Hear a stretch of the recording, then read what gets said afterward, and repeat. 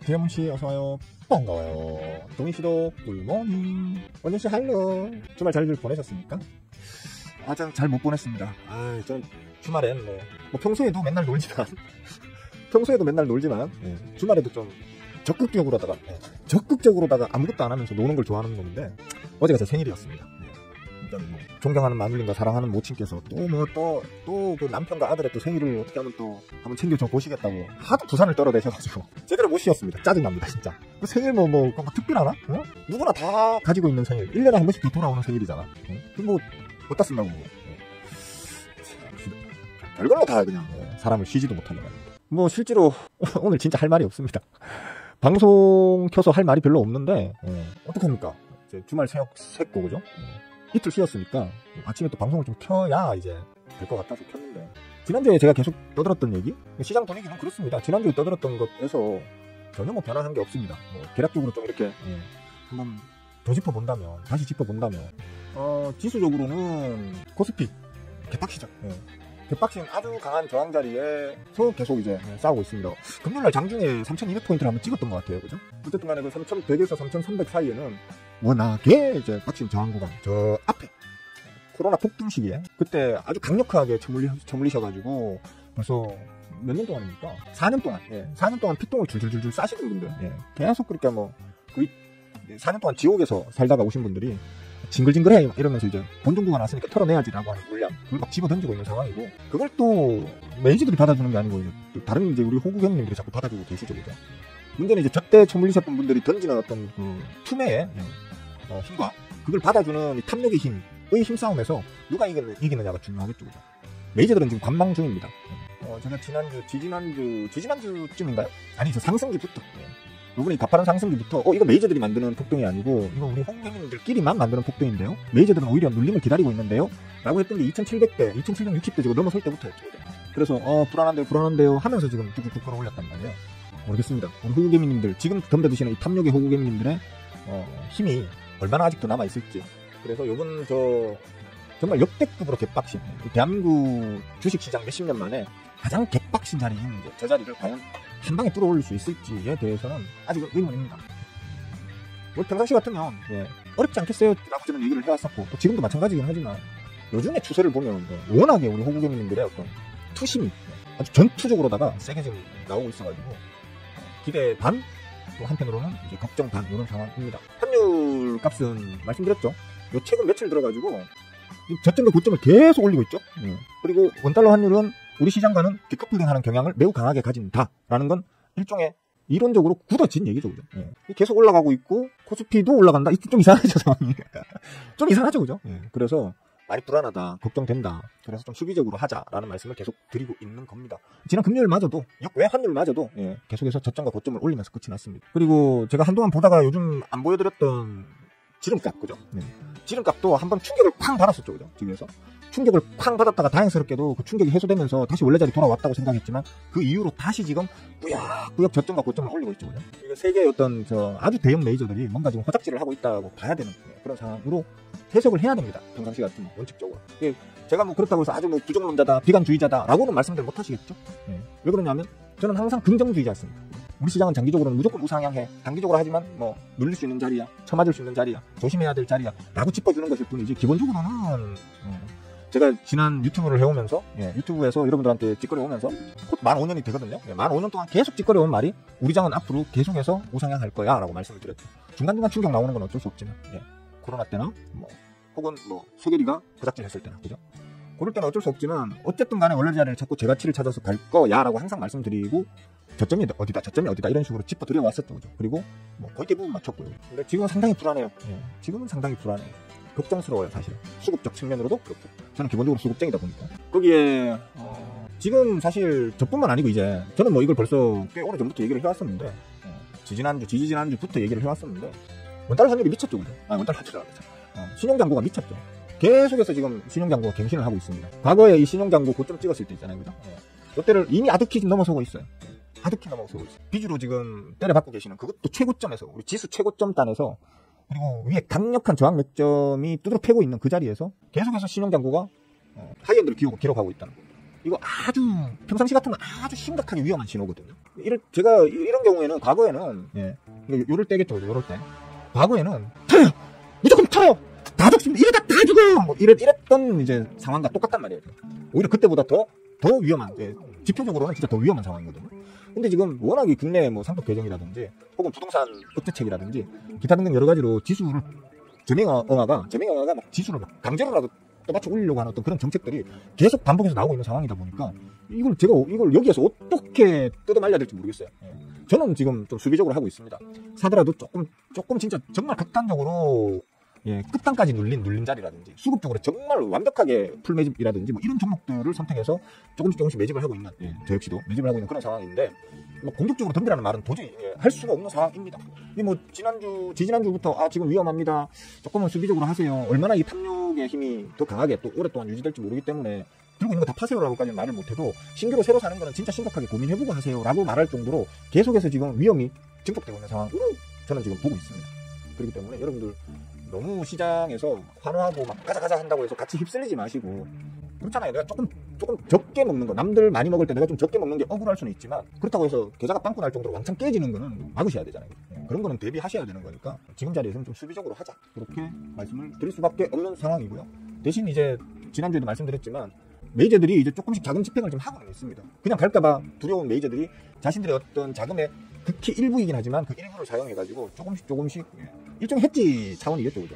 눌림을 기다리지만 만일 안 눌리고 그냥 갈 경우에는 요거라도 먹자라는 마음으로 조금씩 들어오고 있는 건 있거든요. 그런 부분, 최근 들어가지고 이제 어떤 저런 자금 집행의 흔적이 보인다고 해서 무조건 아이 좋아라 이러면서 따라 들어갔다가는 잘못하면 좀 메이저들하고 같이 쳐물리실 수도 있다.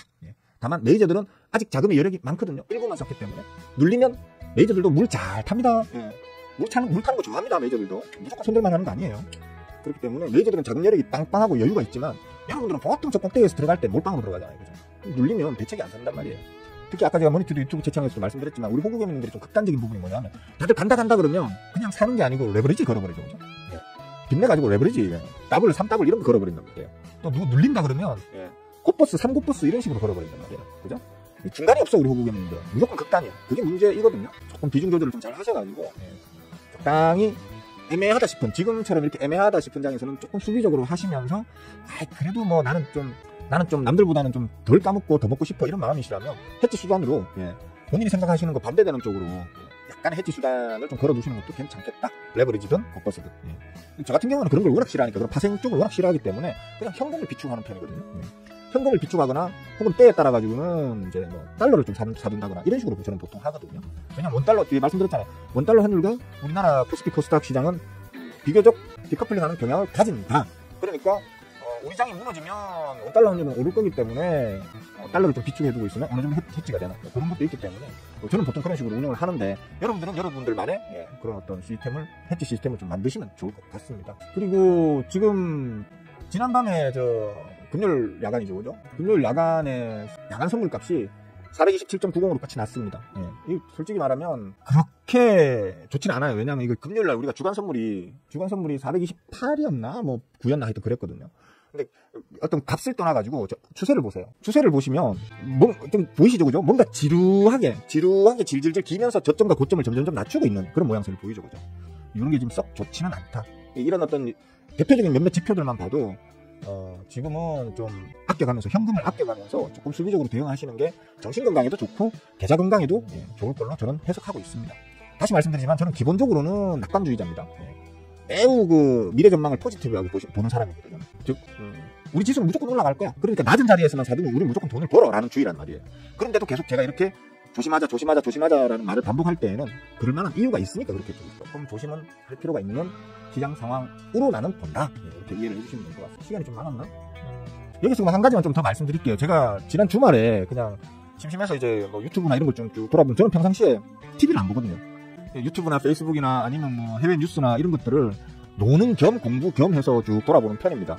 그러다가 제가 어디에 누가 이제 떠들어대는 걸 봤는데 매우 공감 가는 얘기가 있더라고요. 뭐냐면 이제 스테이블 코인에 대해서, 요즘 워낙 스테이블 코인이 핫한 이슈니까 스테이블 코인에 대한 얘기가 나오던데, 스테이블 코인을 단순히 그 스테이블 코인 자체의 이슈만으로 볼 게 아니고, 스테이블 코인이 각 국가, 특히 선진국가 있지 않습니까? 뭐 우리도 지금 선진국에 편입이 됐지만, 그러니까 어떤 그 화폐의 가치를 비교적 높게 평가받고 있는 어떤 국가들, 에게는 스테이블 코인이 강력한 무기가 될 거다. 반대로 그 신흥국 혹은 뭐 신흥국, 개도국 이런 그러니까 신흥국이나 개발도상국 같은 경우에는 이 스테이블 코인 때문에 그들이 더 이상의 발전이 힘들 정도로 그들의 어떤 목줄을 쥐는 그런 어떤 큰 걸림돌이 될 거다. 이런 말이 있더라고요. 저는 그런 것까지는 생각을 해본 적이 없었는데, 아주 좋은 인사이트 같더라고요. 뭐냐면, 스테이블 코인이 나온다고 생각을 해봅시다. 이 스테이블 코인은 어느 나라에서 어느 기업이나 개인이 어떤 방식으로 발행을 하든 간에 전 세계인들이 살 수도 있고 팔 수도 있겠죠, 그죠? 그 스테이블 코인을. 그럼 여러분들은 물어볼게요. 달러 기반 스테이블 코인 사실래요? 원화 기반 스테이블 코인 사실래요? 아니면 뭐 아프리카 콩고의 콩고 달러 기반 스테이블 코인을 사실래요? 아니면 중국 위안화 기반 스테이블 코인 사실래요? 아니면 또 어디 있습니까? 태국 바트? 태국이 바트 맞습니까? 그런 기반 스테이블 코인 사실래요? 무슨 얘기인지 감이 바로 오시죠, 그죠? 쉽게 말하면 그 스테이블 코인이 대부분이 보면 그 발행국, 자국의 화폐 기반 스테이블 코인이 다 발행되잖아요. 그죠? 그러면 가장 안정적이고 가장 가치 평가가 높다고 생각되는 스테이블 코인 쪽으로 거의 무한대로 자금이 흘러 들어갈 수 있겠죠. 그죠? 그러면 같은 스테이블 코인을 만약에 내가 스테이블 코인을 전 세계에 있는 스테이블 코인 중에서 가장 안정적으로 생각하는 세 개에다가 내 자금을 갖다가 분산해서 안전하게 박아놔야지 라는 생각을 하신다면 뭐에 사실래요? 응? 저 같으면 아마도 제가 한국인이지만 외국 놈은 아닙니다. 제가 한국인이라면 달러 기반 먼저 사놓고요. 그 다음에 원화 기반 사놓고요. 달러 기반 사놓고요. 엔화 기반 사놓고요. 예. 그 다음에 독일 마르크화 기반 사놓고요. 그 다음에 영국 파운드화 기반 사놓고요. 프랑스 루브화 기반 사놓고요. 그러고 난 다음에 중국 위안화 기반은 아마 좀 중국이 워낙 지금 뭐 정치적으로도 경제적으로도 워낙 흔들리고 있는 나라다 보니까 거기는 좀 떨어지겠지만 이제 한 7번째, 7번째쯤에 이제 원화 기반, 우리나라의 원화 기반은 스테이블 코인을 살 것 같은 거예요. 이게 뭐냐면 결국에는 기존의 어떤 화폐의 강한 화폐는 더 강하게 만들어버리고요. 이제 그 밑으로 쭉 내려가는 다른 나라들의 화폐들 있잖아요. 방금 말했던 그 선진국 중에서도 좀 따라지 선진국들이라든지 혹은 뭐 진짜 신흥국이나 개도국 같은 어떤 그런 나라의 화폐들은 그만큼 가치 절하돼버리겠죠. 그렇게 따지면 원달러 환율이 어쩌면 진짜 뉴노멀을 제가 예전에 왜 콧방귀 끼면서 말도 안 되는 소리 한다고 우리나라 뉴노멀 뭐 1,400원이 뉴노멀이니 어쩌니 그런 소리 한 사람들 있는데 말도 안 된다고 그런 얘기 했었잖아요. 근데 기존의 시장의 어떤 구조 이런 걸로 봤을 때는 말도 안 되는 소리라고 저는 생각을 했는데, 그리고 그 사람이 왜 그게 뉴노멀이 될 거라고 말하는지에 대한 설명을 할 때 개소리하고 있네 뭐 이렇게 생각을 했었는데, 그게 아니고 스테이블 코인이 새로운 어떤 국제 통화의 기준으로 자리 잡혀버리면 그것 때문에 각 국가에서 발행하는 어떤 그 화폐의 가치에 인식 변화가 생길 것이고, 그것 때문에 원달러 환율에 진짜 뉴노멀이 올 수도 있겠네. 왜?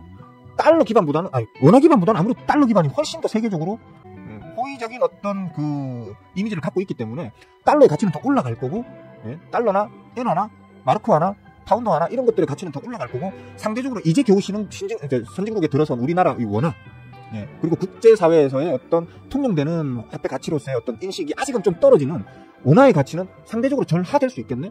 그러면 달러 가치와 원화의 가치가 벌어질 수 있고, 그거는 원달러 환율의 상승으로 나타날 수도 있겠네라는 망상을 해보게 되더라고요. 걱정스럽습니다. 걱정스럽습니다, 지금. 왜냐하면 우리는 그렇거든요. 무슨 거래를 할 때 가장 안전한 화폐로 거래하고 싶어하고 가장 그 가치를 높게 평가받는 것으로 하고 싶어 하는데, 어떤 뭐 국가적 혹은 뭐 국제적인 제도, 제약 뭐 이런 것 때문에 접근 못해서 못하는 것도 있고, 절차가 까다로워서 못하는 것도 있고, 여러 가지 이유 때문에 주로 우리 원화 기반의 어떤 그 경제를 굴리고 있는 거잖아요. 근데 지금 만약에 스테이블 코인 이런 것들이 나온다고 하면 달러화의 가치가 더 올라가겠는데? 그러면 너도 나도 다 앞으로는 달러 쪽으로 좀, 쉽게 말하면 달러 기반 스테이블 코인 쪽으로의 자금 유입이 아주 강하게 나타나겠는데? 그러면 달러의 가치는 더 올라가고 상대적으로 달러가 아닌 화폐들의 가치는 떨어질 수 있겠네? 라는 생각이 번뜩 드는 거예요. 그래서 쓸데없는 걱정이 이제 생기기 시작했어요. 그럼 뭐 이런 게 된다고 해서 제가 뭐 할 수 있는 일은 없지만, 이렇게 되면 분명히 미국은 계속 잘 나갈 거고, 우리 원화 가치는 계속 떨어져가지고 더 이상의 경제 발전에 많은 좀 발목 잡히는 일이 생기겠는데, 이런 생각도 드는 거예요. 그렇다고 해서 전 세계가 다 스테이블 코인이 지금 난리인데 우리나라만 뭐 스테이블 코인 하지 마! 뭐라고 제재할 수도 없는 노릇이고, 그죠? 어차피 할 거면 해야 되겠지 하면서 지금 재명영화가 스테이블 코인을 지금 정책을 풀었잖아요, 그죠? 5억 이상만 들고 있으면 개나 소나 아무나 스테이블 코인 발행해도 돼라고 풀었잖아요. 근데 이게 대부분 아마 원화 기반일 거란 말이에요. 원화 기반이고 우리 한국채 기반일 거란 말이에요. 과연 이게 기대했던 것만큼 그렇게 매력이 있을까? 대부분의 자금은 저 달러 쪽으로 가지 않을까? 이런 좀 막연한 불안감이 생기더라고요. 물론 우리가 전락이 경제가 막 잘 돌아가고 막 멋진 어떤 그 성장성을 보여주면 또 모르지 막 뭐 달러보다 야 원화가 더 좋은가 보다 이러면서 막 기어 들어올 수도 있다고는 보는데 그렇게 하려면 진짜 어마어마한 경제적 퍼포먼스를 보여줘야 되거든요 우리가 기적적인 진짜 그걸 저명의 언론가가 과연 해낼 수 있을까라는 걱정이 됩니다. 그런 생각을 좀 주말 동안 잠깐 했었다. 아직 답은 못 찾아냈어요. 이럴 때 어떻게 대응하면 좋을까라는 거에 대한 답은 저 스스로 못 찾아냈습니다.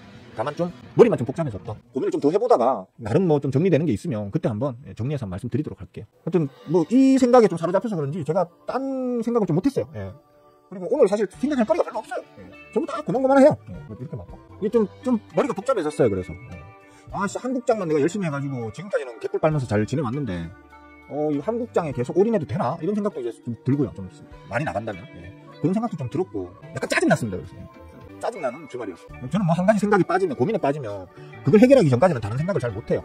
하나를 계속 파고 들어가지고, 어느 정도의 결론이 나와야 이제 다른 일을 또 할 수 있는 좀 그런 성향이거든요. 이게 지금 주말 내내 제 머릿속을 헤집고 다녀가지고, 좀 주말이 그렇게 썩 쉬는 느낌이 아니었습니다. 하여튼 그렇습니다. 진짜 이쁜 사람씨, 개꿀모닝, 대용씨도 어서와요, 반가워요, 따세씨 할롱. 여러분들 방금 제가 드린 말씀이, 이렇게 보는 시각도 있을 수 있겠구나라는 정도로 한번 생각을 해보세요. 알고만 계세요, 그러니까. 크게 뭐 의미 둘 건 아니에요. 그냥, 저도 막 돌아다니면서 외국 거 막 보고 막 영어로 샬랄샬랄 하는 거 막 보고 듣다가, 저 말도 일리가 있네, 이 생각이 들면서 그때부터 저도 고민이 시작된 거거든요. 그러니까 여러분들도 한번 고민을 해보세요. 김경씨 어서오세요, 반가워요, 밝은씨도 할롱, 쿨피스씨, 소인모닝. 나는 달러 살테기 솔직히 저는 원화를 그렇게 저는 저 스스로 애국자라고 생각하거든요. 근데 원화의 가치가 과연 달러나 엔화의 가치와 비교했을 때 혹은 뭐 파운드화의 가치 뭐 프랑스 루블화의 가치 뭐 이런 거하고 비교했을 때 가지금 이런 생각이 들 수밖에 없잖아요, 솔직히 말해서. 그죠? 그래서 머리가 복잡해졌습니다. 충경씨 개꿀모닝, 아라씨도 어서와요, 바바야사 할롱, 반가워요. 자, 좋아요 좀 누르세요. 좋아요. 이 사람들 진짜 같은 투자자끼리 말이야 서로서로 좀 돕는 분위기가 형성돼야 되는데 말이야. 좋아요 한번 누르는 게 여러분들한테 크게 어려운 일이 아니잖아. 근데 나한테는 도움이 된단 말이에요. 그러니까 좋아요 한 번씩 눌러봐요. 한 번씩만 눌러요. 두 번 누르면 안 돼요. 그리고 오늘 장이 그냥 뭐 강보합이라고 해야 되나요? 흰 빨간데 그냥 애매하죠. 애매하죠. 시장 분위기가 그렇다니까요 지금. 전반적인 지표가 보여주는 값들이 그래요 지금. 그렇기 때문에 너무 지금 막 그 환희에 들떠가지고 막 가자만 외치고 있는 다른 호국인민들의 그 분위기에 편승돼가지고 몰려갔다가는 교통살 수 있다. 그러니까 조금 더 전략적으로 그리고 조금은 더 이제 좀 수비적으로 그렇게 하시는 게 좋을 것으로 본다라는 말씀이 충평이었습니다. 뭐 질문 있으시면 하세요. 질문 있으시면 뭐 말씀드리도록 할게요. 질문 많이 하시는 분들이 빨리 배웁니다. 질문 많이 하셔야 빨리 배우고 빨리 배워야 빨리 돈 법니다. 질문 많이 하세요. 우리 진짜 개미님들은 진짜 돈이 넘쳐 많아 봐. 진짜 뭐 미친듯이 사들이서 이제 외계인들도 좀 들어오잖아요, 그죠? 외계인들 좀 들어오긴 하는데 이제 개가는 좀 수익 실현 중이고요, 사실.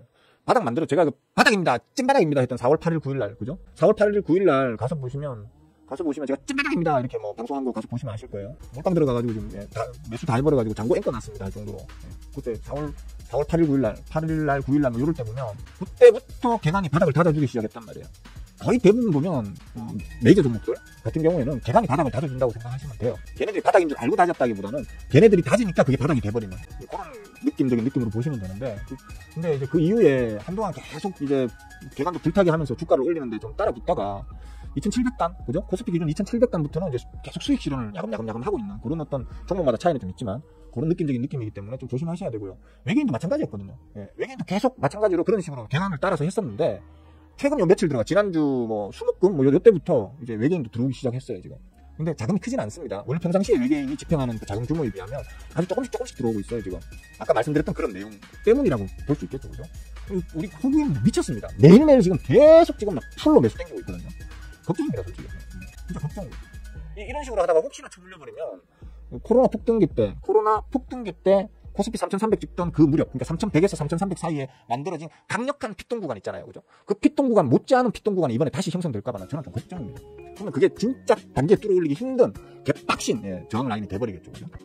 좀 걱정스럽습니다. 차라리 제가 말씀드린 대로 한번 살짝 눌러가지고 2,800이나 하다못해 한 2,900단까지라도 한번 눌렀다가 이제 올려줬으면 훨씬 더 자연스럽게 별 저항 없이 신고가를 달성할 수 있는 그런 좋은 분위기가 됐을 걸로 저는 보는데, 그냥 바로 지금 3,100을 똥꼬로 딱 찌르더니만 3,200까지 피라침을 딱 만들어놨기 때문에 사실 좀 걱정스럽습니다. 자, 뭐 매매하시느라 바쁘신가 전부 다? 응? 그래서 말씀드리 없으신가? 뭐 질문이 아니더라도 뭐 아무 얘기나 좀 하십시오. 저도 이제 말할 거리가 다 떨어져가지고 또 시부리 말이 없습니다. 그러니까 뭐 아무 말이나 좀 해보세요. 제가 거기다 가지를 붙여가지고 좀 재밌는 얘기 해드릴게요. 제가 그래도 별거 아닌 얘기를 억수로 재밌는 것처럼 얘기는 잘하잖아, 그죠? 그러니까 뭐든 간에 좀 재료를 던져보세요. 아니면 그냥 오늘은 일찍 방송을 끝내든지 뭐. 딱히 볼 게 없어요. 오늘은 사실 지난 금요일보다 더 재미없어요. 그러니까 왜냐면 전반적인 시황이 그래요. 전반적인 어떤 지표, 보조 지표 값이나 해외 어떤 뭐 지금 관세 얘기가 떠들썩하죠. 관세 얘기도 사실 거의 이제 신경 안 쓰죠, 그죠? 사람들이 이제 트럼프가 처음에 당선되고 난 다음에 관세 전쟁을 막 시작했을 때는 전부 다 뭐 세상이 끝날 것처럼 오도방정을 떨었지만 지금은 이제 뭐 또 저러네, 저 타프 아저씨 이러면서 그런 상황이잖아요, 그죠? 그렇기 때문에 뭐 그런저런 것들 때문에 시장에 큰 악재도 또 큰 호재도 없는 그런 애매한 그런 상황입니다. 우리만 지금 진짜 박싱 구간에서 탁탁거리 하고 있는데 힘 빠져버리면 탁 하고 떨어지는 거거든요. 그래서 올려놔야 돼. 일단 올려놔야 좀 쉬었다가 이제 또 가는 거지. 그런 상황이라 가지고 재미가 없어요. 시진핑 온다는데 화장품 몰빵 가는 화장품보다는 먼저 움직일 게 있지 않겠어요? 시진핑이 만약에 와가지고 시진핑이 와서 한한령이 해제된다고 쳐봅시다.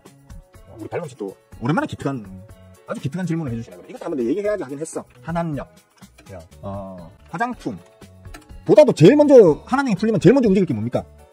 엔터 K-팝. 왜냐하면 화장품은 우리가 물건을 바리바리 싸들고 수출도 해야 되고요. 그 다음에 그 중국인들이 이제 묵었던 여권도 싹 깎아가지고, 그죠? 그걸로 ben표도 예약해가지고 일정 잡아가지고 와야 되고, 그래가지고 와서 사가야 되고 이렇잖아요, 그죠? 맞죠? 근데 엔터 쪽은 어떻습니까? 엔터라고 하면 뭐 K-팝도 있겠지만, 그죠? 영화도 있겠고, 그죠? 여러 가지 어떤 문화 산업들을 말하는 거겠죠. 그것들은 한한령이 해제되면 바로 온라인으로 바로 직접 딱 뿌릴 수 있습니다, 그죠?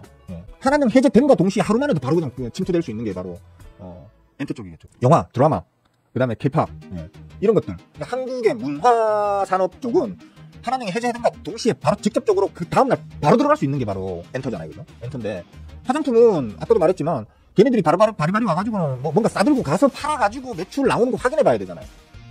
그죠? 그렇기 때문에 그 매출 확인까지 조금 뒤쳐탈 수 있겠죠. 물론 이제 단기적으로 한한령이 해제됐다 하면 중국의 혜택을 가장 많이 보던 과거에 우리 중국 때문에 잘 나갔던 화장품 섹터 또 뭐 K-엔터들 뭐 이런 것들이 전반적으로 다 또 일반 어떤 소비재들 같은 거 있잖아요. 소비재들 이런 것들 같은 식품주도 그렇고 전반적으로 지금 다 좋아지겠지만 가장 빨리 한한령의 혜택을 볼 수 있는 거는 뭐니 해도 엔터 쪽이죠.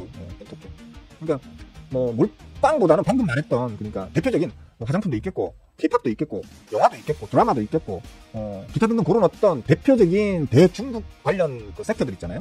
그 섹터들의 종목들을 잘 선별하셔가지고 그것들을 좀 골고루 담아두시면 골고루 같이 올라가지 않을까요? 특히 저는 뭐 엔터 쪽이 아마 가장 강하게 움직이지 않겠나라고 망상은 해봅니다. 그러니까 1차적으로 엔터가 먼저 빵 올라가고 이거는 눈에 바로 보이니까 그죠? 뭐 그렇잖아요. 갑자기 뭐 안 걸리던 한국 영화가 막 중국 극장에 막 걸리고 그 일반적으로 길거리에서 안 들리던 한국 노래가 중국 길거리에서 막 들리고 이러면 그거는 한한령 해제된과 동시에 그 다음날 바로 그냥 눈에 딱 보이게 실행될 수 있는 것들이잖아요. 근데 뭐 화장품은 아무래도 방금도 말씀드렸지만 사고 팔아가지고 결산을 내봐야지 결과가 나오는 거잖아요. 얼마나 늘었다 이런 것들 별로 안 늘 것 같아요. 화장품 얘기했잖아요 저번에. 그러니까 옛날에 중국이 화장품 더럽게 못 만들 때 그럴 때 중저가 화장품으로 한국이 거의 뭐 중저가 고효율 화장품으로 우리나라가 정말 많이 팔렸단 말이에요. 화장품 이런 것들 말고 중저가들이 많이 팔렸단 말이에요. 근데 지금은 그 사이 한한령을 두드려 맞고 난 이후에 좀 오랜 시간을 보내면서 중국도 이제 일반 중저가 기초 화장품 같은 경우에는 우리나라 못지않게 잘 만듭니다. 그게 뭐 기술 장벽이 엄청 높고 이런 게 아니잖아요. 그죠? 이미지로 팔아먹는 거지 사실. 기술 장벽이 더럽게 높고 뭐 이런 게 아니란 말이에요. 자기 나라에서 우리하고 같은 정도의 효과를 내는 우리나라보다 더 저렴한 화장품들이 지금 많이 풀려 있는 상태라 가지고 과연 우리나라 화장품들이 얼마나 많이 다시 거기에서 중국에서 뭐 힘을 발휘할지에 대해서는 저는 뭐 그렇게 긍정적으로 보진 않습니다. 그런 측면으로다가 오히려 더 이제 우리나라의 어떤 엔터테인먼트 쪽이 오히려 더 낫다. 한류 쪽. 그러니까 노래, 영화, 드라마 이런 것들 그런 쪽이 오히려 더 낫지 않겠나라고 보는 거죠. 근데 그쪽이 또 땡길 때 확 땡기잖아요. 백불을 따는 게 또 그쪽 아니겠습니까? 그래서 차라리 진짜 난 그중에 딱 하나만 골라서 몰빵 들어갈래 이런다고 하면 차라리 엔터테인먼트 쪽으로 들어가는 게 더 낫지 않겠나. 특히 K-팝 쪽으로 보시는 게 더 낫지 않겠나. 그 다음에 중국 애들 성향에는 YG 쪽보다는 그죠? YG 쪽보다는 SM이나 JYP 이쪽이 음악적 취향이 좀 더 맞는 걸로 제가 알고 있거든요. YG는 막 하이요 뭐 이런 거잖아. YG는 그죠? 그런 쪽인데 주로 이제 그런 쪽으로 좀 많이 좀 색깔이 강하고 SM이나 이제 JYP 같은 경우에는 좀 음악 자체가 좀 더 리드미컬하죠, 그죠? 중국 애들이 보면 띵띵띵띵 리드미컬 이런 거 좋아하잖아요, 그죠? 좋아하기 때문에 우리하고 좀 비슷한 감정을 갖고 있는 그래서 그쪽이 낫지 않겠나? SM이나 JYP 특히 뭐 개인적으로는 일단 SM은 뭐 하이브는 뭐 그냥 깔고 가는 거죠. 하이브는 기본적으로 깔고 가야 되는 거고 그건 글로벌리하게 노는 애들이니까 하이브는 깔고 가는 거고 블랙핑크도 마찬가지고 그죠? 블랙핑크 어디죠? YG인가? YG인가? 블랙핑크가 YG 맞죠 그죠? 그러니까 뭐 그러니까 아무래도 중국 쪽은 전통적으로 SM 아니면 JYP가 아닐까 뭐 저는 일단 그렇게 보고 있습니다. 트와이스? 내 딸뻘 정도 되는 애들이라서 내가 자세히 몰라요. 그냥 이름만 알아요. 걔네들이 무슨 노래 부르는지 어떻게 생겼는지 이름이 뭔지도 몰라요. 사실 그 팀 이름만 알아요. 하여튼 대충 그런 쪽으로 보시면 될 것 같습니다. 오늘 올라온 금요일 요약분 방송이 일반으로 올라온 것 같습니다. 아 그래요? 오늘요? 아니에요. 디엠씨 착각하신 거예요. 그게 뭐냐면 지난 금요일 거 요약분은 어제 올렸고요. 어제 아침에 올렸고 오늘 아침에 제가 풀어버린 게 요약분 중에서도 이미 2달이 넘은 거 있잖아요. 2달이 넘은 것들은 그냥 풀어놨어요. 어차피 보니까 한 달만 넘어가도 여러분들이 요약분 그거 안 보시더라고요. 조회수가 1도 안 올라가요. 참 대단들 하십니다. 공부랑은 진짜 담 쌓고 사는 양반들, 우리 멤버분들. 돈 그래 멤버 요금 그게 적은 돈도 아니고 그만큼 내면 그거 좀 보면서 공부도 좀 하고 쓸데없는 얘기 같아도 듣다 보면 그게 다 여러분들이 이게 기술적 이게 뭡니까 실력의 베이스를 만들어 주는 건데 좀 한 번씩 좀 아침에 그 라이브를 봤더라도 방송 이걸 봤더라도 요약본을 한번 보면서 다시 한번 머릿속에 더 집어넣는다든지 그런 식으로 좀 하는 좀 노력하는 사람들이 없어 보면 참 실망이야 실망. 하여튼 한 달만 지나도 요약본 더 이상 조회수가 안 나오더라고요. 멤버들한테만 보라고 그렇게 묶어놨는데 그래서 풀어버려서 두 달까지만 묶어두고요. 그러니까 이 라이브 방송은 한 달 지나면 풀고요. 그 다음에 요 라이브 방송을 요약본으로 짧게 간단하게 만든 거는 2달 지나면 풀어버릴 겁니다. 풀어버려가지고 그렇게 저 혼자 그냥 결심을 했습니다. 해가지고 오늘 아침에 새벽에 그동안 요약본 올린 것들 중에 2달이 넘은 놈들은 오늘 아침에 제가 다 풀어버렸습니다. 그래서 그게 뜨는 걸 거야. 오케이? 그러니까 일단 풀어놔 보면 이제 여러분들은 어차피 안 보시잖아. 멤버분들은 어차피 안 보시잖아. 안 보시기 때문에 지나가는 손님이라도 한 번씩 이렇게 들러서 보시라고 그렇게 풀어놨으니까 그렇게 알고 계시면 될 것 같아요. 난 우리 존경하는 마누리만 사랑해. 발금씨가 그래서 안 되는 거야. 재수씨가 발금씨 이사들을 열심히 낳고 열심히 키우면서 발금씨를 위해서 얼마나 희생하고 봉사하고 있는데 블랙핑크를 사랑하면 됩니까 그래? 재수씨를 사랑해야지. 나는 블랙핑크 멤버가 누가 있는지도 몰라요. 노래 뭐 부르는지도 몰라요. 어떻게 생긴지도 몰라요. 난 우리 존경하는 마누리만 사랑해. 사랑꾼. 사랑꾼. 난 솔직히 어쩔 수 없어요. 뭡니까? 나 하이브는 알아도 방탄소년단 난 멤버가 몇 명인지 이름이 정국은 안다네. 정국이 물론 이름만 안다는 거예요. 이름만. 왜냐면 우리 존경하는 마눌님이 정국이를 좋아해. 짜증나. 왜 좋아하냐 그러니까 남편하고 똑같이 생겨서 좋아해요. 이러니까 할 말이 없는 거야. 아이씨, 짜증나. 닮긴 닮았더라 나하고 닮긴 닮았더라 정국이가. 그래서 더 이상 말 안 하긴 했습니다. 어쨌든 내가 잘 몰라요. 맞아요. 일단 K-POP을 알아야만 젊은 감성입니까? 그렇습니다. 그러니까 좀 중국이 솔직히 뭐랄까 중국 랩 들어보면요. 중국 랩 이런 하는 거 있잖아요. 들어보면 좀 이상해. 저는 한국 랩도 좀 이상하게 들리거든요. 사실은. 저는 한국 랩을 가장 완벽하게 구사했던 게 서태지라고 생각합니다. 너에게 모든 걸 뺏겨버렸던 다시 내게 돌아오는 걸 느꼈지. 너는 언제까지나 나만의 나의 애인이란 미래였던 내 생각이 들리고 말았어. 이게 벌써 몇 년 전 노래입니까? 30년 전 노래거든요. 30년 전 노래지만 가사를 안 까먹을 정도로 랩이 완벽하다는 얘기 아닙니까? 서태지 이후에 서태지만큼 랩을 한 놈이 저는 없다고 생각하거든요. 하여튼 우리 한국 랩도 좀 이상하게 들리는데 중국 랩은 더 이상하더라고요. 이제. 그래서 중국 사람들도 그럴 것 같아요. 우리하고 좀 비슷한 감성을 가졌으니까. 극동아시아 3국, 일본, 우리나라. 일본 랩은 더 이상하더라. 일본, 우리나라, 중국 같은 경우에는 랩 문화가 아니야. 엄밀히 얘기하면 랩 문화가 아니야. 물론 드렁큰 타이거 이런 양반들한테는 좀 미안한 얘기지만 랩 감성이 아니야. 우리나라는 R이랑 이런 민요 감성이기 때문에 리드미컬한 어떤 노래 유독 전 세계에서도 발라드가 제일 강세를 보이는 게 우리나라잖아요. 그러니까 좀 하여튼 그렇습니다. 그런 측면으로 봤을 때는 중국에서는 YG보다는 SM이나 JYP 쪽이 좀 입맛에 더 맞지 않겠나라는 좀 생각이라는 거죠. 감성적으로다가 국민적인 어떤 민족적 감성으로 봤을 때 그렇다는 겁니다. 방탄 BTS 그래. BTS 난 솔직히 말해서 걔네들이 엄청 유명한 건 알아요. 정말 세계적으로 유명한 것도 알고 다 아는데 걔네들 노래 단 하나도 모릅니다. 걔네들이 무슨 노래를 부르는지 단 하나도 모릅니다. 그 뮤직비디오 이런 거 보면서 애들이 좋아할 만 하겠네. 저쪽 애들도 좋아할 만은 하겠네 라고 생각하지만 전혀 그 노래가 저한테는 매력적으로 느껴지지 않아가지고 왜 노래가 매력적이면 나도 모르게 가사를 외우게 되잖아요. 그죠? 근데 그런 게 전혀 없더라고. 저도 늙어서 그래, 늙어서. 예, 늙어서 그래. 자, 뭐, 달빛이 덕분에, 예, 재료 하나 투척해 주시는 덕분에, 예, 재밌는 얘기 좀 해봤습니다. 어쨌든 간에, 중국 쪽은, 지금 당장은 제가 볼 때 화장품보다는, 예, 엔터테인먼트 쪽이 훨씬 더 좀 강세를 보이지 않겠나. 예. 근데 아까도 말씀드렸지만, 이제, K-팝 쪽도 물론이겠지만, 영화, 예, 그동안 걔네들이 불법으로, 해적판으로만 보던 영화, 드라마 이런 것들이 이제 중국에도 좀 쏟아져 들어갈 수 있겠죠, 그죠? 그러면 중국 내에서도 제2의 한류 붐이 또 한번 뒤늦게 확 불지 않겠나라는 측면으로다가 그렇게 보시면 될 것 같습니다. 망구 제 생각이에요, 근데. 망구 제 생각이니까, 너무, 스윙어가 저렇게 말했으니까 내가 SM 사야지, JYP 사야지, 이렇게 생각하지도 마시고. 일단, 진핑영화가 와서, 진핑영화가 와가지고 웃으면서 비행기 타시면 다시, 돌아가실 때 웃으면서 비행기 타시면, 그때 우리 한번, 예, 다시 한번 얘기를 해봅시다. 자, 뭐, 더 특별한 얘기는 없는 것 같으니까, 저 따라 목 아프기 씹었으니까 아침부터요. 저 좋아요 한 번씩 눌러주세요. 뭐야, 지금. 좋아요 눌러요. 자, 즐거운 하루들 보내시고요. 내일 아침 또 뵙는 걸로 하시다. 오늘을 성투하세요. 빠잉!